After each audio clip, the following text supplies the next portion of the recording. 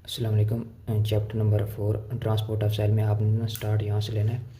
इसमें पहले देखना है आपने एक्स्ट्रा सेलुलर फ्लूइड और इंट्रा सेलुलर फ्लूइड में कौन से उसके कंस्टिट्यूएंट्स होते हैं, उनके आपको नेम आने चाहिए। ये एमसीक्यू में पूछ सकता है कि ये इंट्रा सेलुलर का है या एक्स्ट्रा सेलुलर का है। बाद में इनकी वैल्यूज़ की जो बात आती है, आपने सोडियम और पोटाशियम ये इन दो की वैल्यूज़ मेनली तौर पे देखनी है, यहाँ से ये याद करनी है क्योंकि इनको ना बहुत ज़्यादा पूछा जाता है एग्जाम में। बाकी की वैल्यू आप ना करें तो इसका कोई मसला नहीं है, कंस्टिट्यूएंट्स का पता होना चाहिए। दैन आ जाते हैं ट्रांसपोर्ट ऑफ सब्सटेंस के सेल मेम्ब्रेन में किस तरह होती है। उसके लिए बेहतर ये कि ये जो नीचे डायग्राम बनी गई है ना, इसको आपने अच्छे से देखना है। ये मैं आपको ना सही तरह दिखा देता हूँ। ये डायग्राम में आपने करना ये है कि पहले देखना है कि टाइप्स हैं दो, डिफ्यूजन और एक्टिव ट्रांसपोर्ट। डिफ्यूजन होती है विदाउट एनर्जी, ये होती है एनर्जी के साथ। उसके बाद डिफ्यूजन में देखना है कि किस तरह हो सकते हैं। एक होती है सिंपल, एक होती है फैसिलिटेटेड। ठीक है, हमें समझ आ गया कि सिंपल भी है फैसिलिटेटेड भी। अब सिंपल किन रूट्स के थ्रू हो रही है, फैसिलिटेटेड किन रूट्स के थ्रू हो रही है।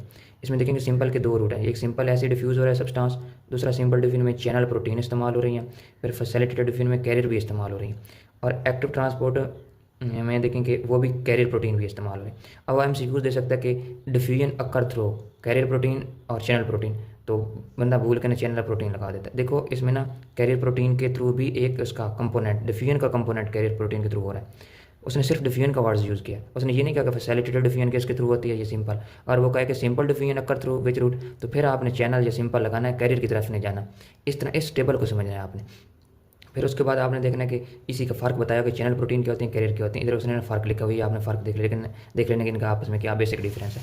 देन आना आपने नेक्स्ट पेज पे ये है कि डिफरेंस लिखा होगा कि एक्टिव ट्रांसपोर्ट और डिफ्यूजन में क्या फ़र्क है। ये आपने जस्ट देखना कि इसमें एनर्जी यूज़ होती है, किसमें नहीं होती, ये वाली चीज़ें लिखी होंगी। फिर आ जाना डिफ्यूजन पे। डिफ्यूजन की आपने जस्ट डेफिनेशन बतानी है और उसकी टाइप्स के नेम्स बताने, सिलेबस में जो लिखा हुआ है। तो टाइप्स के नेम्स यहाँ पे लिखे हुए हैं, एक सिंपल डिफ्यूजन और फैसिलिटेटेड डिफ्यूजन, जो पीछे आप देख के हैं। अब आपने ना हर की एक चीज़ की डिटेल देखनी, सिंपल क्या होता है, फैसिलिटेटेड क्या होता है। अब सिंपल डिफ्यूजन की डेफिनेशन उसने नीचे लिखी है यहाँ पे, ये जो 3-4 लाइनें। उसके बाद उसने उसकी टाइप्स लिखे हैं। सिंपल डिफ्यूजन किन रूट्स के थ्रू हो सकती है, उसने 2 पाथवे बताए हैं। एक नॉर्मली लिपिड लेयर से क्रॉस करना है, दूसरा चैनल से क्रॉस करना है। जैसे कि मैंने पीछे डायग्राम में बताया, ये देख सकते हैं कि सिंपल डिफ्यूजन जो है ना वो नॉर्मली लिपिड बाई लेयर से हो रही है या चैनल प्रोटीन के थ्रू हो रही है। यही चीज़ आपने आगे जाके देखी है। अब एक एक चीज़ की डिटेल हम पढ़ते हैं। अब पहली चीज़ थी कि हमने ना लिपिड के थ्रू मूव करना है। बात चल रही सिंपल की आपने डेफिनेशन करनी है, किन रूट्स के थ्रू होती है और किन सब्सटेंस की होती है। लिपिड के थ्रू किन सब्सटेंस की होती है और चैनल प्रोटीन जो होती है उनके थ्रू किन सब्सटेंस की होती है, वो देखनी है। अब ये वाइवा का क्वेश्चन था पिछले साल में कि लिपिड सोल्युबल सब्सटेंस कौन से हैं और उनके नाम बता दें। ये लिखे हुए हैं, ये आपने वाइवा में बता देने उसे। फिर वाटर की ट्रांसपोर्ट किस तरह होती है, वो होते हैं एक्वापोरेंस। ये वाला भी एमसीक्यूज में आता रहा है, तो ये इस तरह आपने देख लेना है। फिर आपने ना ये चीज़ देख ली यहाँ पे सिंपल डिफ्यूजन में, सिंपल डिफ्यूजन की नॉर्मली या तो चीज़ें एक्वापोरेंस के थ्रू मूव करेंगी या वो लिपिड के थ्रू चीज़ें मूव कर देंगी। जो लिपिड सोल्युबल सब्सटेंस होंगे वैसे मूव कर जाएगा और वाटर एक्वापोरेंस के थ्रू मूव कर जाएगा। ये वाला कंपोनेंट आपने देख लिया। अब रहता है हमारा चैनल प्रोटीन। चैनल प्रोटीन क्या होते हैं, चैनल का प्रोटीन का मतलब ये है कि उनमें एक ना रास्ता बना होगा। ठीक है, तो वो चैनल प्रोटीन की डिटेल यहाँ से आपने स्टार्ट करनी है। चैनल प्रोटीन दो तरह की हो सकती हैं, या तो वो वोल्टेज गेटेड चैनल्स होंगे या केमिकल जैसे, या लिगेंड गेटेड चैनल, यानी दो तरह के, वोल्टेज या लिगेंड गेटेड। यानी केमिकल को हम लिगेंड कह रहे हैं, कोई चीज़ ऊपर बाइंड कर रही है। इसकी एक्चुअली मतलब क्या है कि एक चैनल होगा उसमें रास्ता है, वो रेगुलेट किस तरह हो रहा है, वोल्टेज से हो रहा है या केमिकल बाइंड होने से हो रहा है। तो वोल्टेज जैसे चेंज होगी तो उस रास्ता ओपन हो जाएगा, चीज़ें मूव कर जाएंगी। या कोई ऐसी सब्सटेंस जो कि ऊपर आके चैनल पे बाइंड करेगा, उसकी बाइंडिंग से रास्ता ओपन होगा और चीज़ें मूव करेंगी। तो ये दो चीज़ें देखनी है। अब ये वाइवा में सवाल आता है कि ये चैनल प्रोटीन जो होती हैं ये सिलेक्टिवली परमेबल की होती है। इसमें ऐसी कौन सी चीज़ होती है जो सिलेक्टिवली परमेबल बनाती है, ये आपने ना वाइवा में इधर लिखना है। वाइवा का क्वेश्चन है, ये 2-3 लाइनें लिखी हुई हैं, इसके लिए आपने ये कर लेना। बाकी इसकी मज़ीद डिटेल चैनल प्रोटीन की इस पैराग्राफ में दी गई है कि कौन से ऐसे स्ट्रक्चर हैं जो कि इसे यहाँ से एक दफ़ा एमसीक्यूज आया था कि ये जब डिटेल पैराग्राफ पढ़ेंगे ना तो इसे इसमें कौन से इनसाइड स्ट्रक्चर कौन से होते हैं चैनल प्रोटीन में, आउटसाइड कौन से होते हैं, वो देख लेना आपने। अब हम देखते हैं कि गेटिंग हुई कि वोल्टेज गेटेड या लेगिन गेटेड क्या होती है। गेटिंग ऑफ प्रोटीन चैनल क्या होता है, वही जो पीछे आपने देखा कि आयन चैनल जो है ना वो दो तरह के होते हैं, वोल्टेज गेटेड या लेगिन गेटेड। अब उसकी डिटेल आएगी। पहले नंबर पे वोल्टेज को देखते हैं, फिर लेगिन को देखते हैं। आपने देखा होगा सोडियम पोटाशियम जो चैनल्स है ना वो ओपन होते हैं जब एक थ्रेशोल्ड मेंटेन हो। जैसे कि आपने एफ में भी एक एफएससी में भी पढ़ा है, एमडी कैड में पढ़ा है कि जब स्टिमुलस आती है तो वो जो उसकी ना थ्रेशोल्ड अचीव होता है, फिर डिपोलराइजेशन होती है, फिर रिपोलराइजेशन होती है, तो वो वोल्टेज गेटेड है कि थ्रेशोल्ड आई, उसने ना हमें एक स्टिमुलस है, उसने एक थ्रेशोल्ड लेवल तक जब गया ना हमारा, उसके बाद सोडियम चैनल ओपन होते हैं और इनवर्ड मूव करते हैं तो हमारे पास ना एक नर्व इम्पल्स पैदा होती है। ये पूरी डिटेल वोल्टेज गेटेड में आपने वही सोडियम पोटाशियम चैनल्स की बतानी है। उसके बाद केमिकल गेटेड या लिगेंड गेटेड क्या होते हैं कि इसी तरह का एक चैनल होगा जिसके ऊपर केमिकल आके बाइंड करेगा और केमिकल बाइंड ऐसी चेंजेस लाएगा उसके अंदर कि वो चैनल ओपन हो और बाकी चीज़ें उसके थ्रू मूव करें। तो उसके लिए एसिटाइलकोलिन के रिसेप्टर की एग्जांपल आपने देनी है। तो ये आपकी गेटिंग का प्रोटीन चैनल खत्म हो गया। फिर open state versus close state of channel, ये जस्ट आपका एक रीड है, इसमें कोई खास बात नहीं। फिर ये जो मेथड लिखा हुआ ना, ये आपके सिलेबस में नहीं है। पैच क्लम्प मेथड ये वाला आपके सिलेबस में नहीं है। उसके बाद ये आगे वही उसकी डिटेल है मेथड की, वो भी नहीं है। फिर आ जाना आपने फैसिलिटेटेड डिफिजन पे।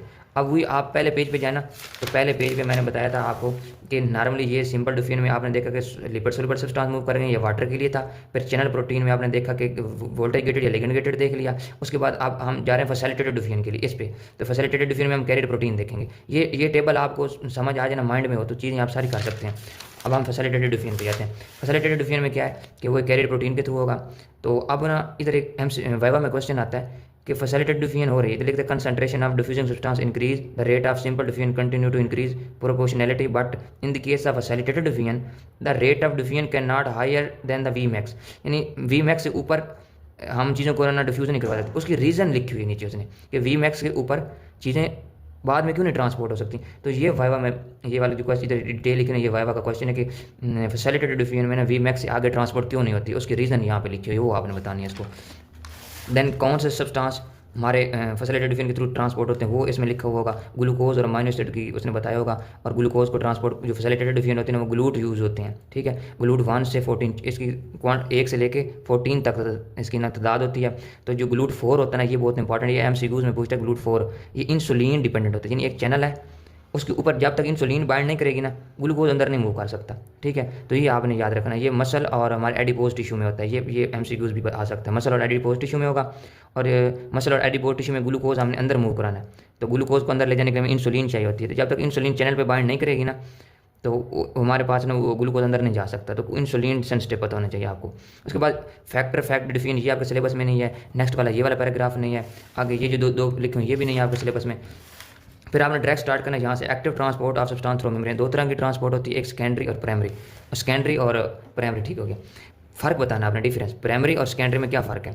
ये वाइवा में फर्स्ट क्वेश्चन आया हुआ था कि प्राइमरी और सेकेंडरी में फ़र्क बताएं। फिर आपने ए को स्टार्ट कर देना, प्राइमरी को स्टार्ट करना है। कौन से ऐसे सब्सटेंस है जो प्राइमरी ट्रांसपोर्ट के थ्रू मूव करते हैं, इसमें sodium potassium pump main example इसकी है। वो आपने डिटेल में पढ़ा हुआ कि 3 सोडियम बाहर जाते हैं, 2 जो पोटाशियम इनवर्ड मूव कर रहे हैं, ये सारी डिटेल है पोटाशियम पंप की। वो एनर्जी यूज़ कर रहा है प्राइमरी तौर पर। फिर उसके बाद जो वाइवा में क्वेश्चन आता है वो ये है कि electrogenic nature of sodium potassium pump बताएं। ये सोडियम पोटाशियम पंप को हम इलेक्ट्रोजेनिक क्यों कह रहे हैं, ये वाइवा में आता है। तो ये आप इधर लिख लें, ठीक हो गया। उसके बाद बाकी ऐसे कौन से आयंस हैं जो प्राइमरी ट्रांसपोर्ट के थ्रू, उसमें कैल्शियम आयन बताना है। फिर आयंस की एग्जांपल तो याद कर लेंगे आपके, कैल्शियम आयन है, लेकिन इसकी लोकेशन याद करनी है, ये कौन सी जगह पे हो रहा है, ठीक हो गया। उसके बाद इसी तरह हाइड्रोजन आयन की लिखी हुई है। हाइड्रोजन आयन का आप तो याद कर लेंगे कि ये प्राइमरी ट्रांसपोर्ट के थ्रू मूव होता है, लेकिन इसकी लोकेशन उसने ना 1 और 2 जगह में बताई हुई है, नीचे भी शायद बताई होती है। ये वाइवा में रिपीट होता है क्वेश्चन बार बार दफ़ा के हाइड्रोजन आयन किस जगह में प्राइमरी एक्टिव ट्रांसपोर्ट के थ्रू मूव कर रहा है। फिर इसके बाद इसकी नॉर्मली ये डिटेल है, इसमें ये जो फार्मूला वगैरह ये नहीं करना आपने, एनर्जी वाले ये वाला पैराग्राफ आप ऐसे स्किप कर दें, है ही नहीं। फिर आपने करना सेकेंडरी ट्रांसपोर्ट पे आ जाए। सेकेंडरी ट्रांसपोर्ट 2 तरह की होती है, को ट्रांसपोर्ट या काउंटर होती है। तो को ट्रांसपोर्ट में आपने एग्जांपल देनी है, पहले बताना है को ट्रांसपोर्ट होती क्या है, काउंटर क्या होती है। फिर को ट्रांसपोर्ट किन किन की हो रही होती है। ये MCQs में इसी तरह के क्वेश्चन आते हैं। को ट्रांसपोर्ट ग्लूकोज और अमीनो एसिड को बता रहा है, ये तो आप याद कर लेंगे ग्लूकोज और अमीनो एसिड की, लेकिन लोकेशन तो पता होनी चाहिए। लोकेशन कौन सी, लोकेशन उसने नीचे बताई हुई है। ये MCQs में पूछ सकता है, ये भी पूछ सकता है। इसी तरह काउंटर पे आ जाए, काउंटर की sodium counter transport of calcium nitrogen ions के साथ मूव कर रहे हैं। ये एग्जांपल तो आप याद कर लेंगे, काउंटर इनकी हो रही है। लोकेशन फिर पता होनी चाहिए, लोकेशन भी उसने नीचे एग्जांपल में बताई होगी। तो ये काम आपने करने के पहले एग्जांपल पता होगा काउंटर में कौन से यूज़ होने हैं, को में कौन से यूज़ होने हैं, फिर लोकेशन देखनी है आपने। और इधर एग्जाम्पल इधर समझ सकते हैं आप, फिगर से भी देख सकते हैं क्या चीज़ है। देन ये वैसे आपके सिलेबस में नहीं है, यहाँ तक आपने करना है, यहाँ तक। ये आपका ना ट्रांसपोर्ट वाला चैप्टर एंड होता है।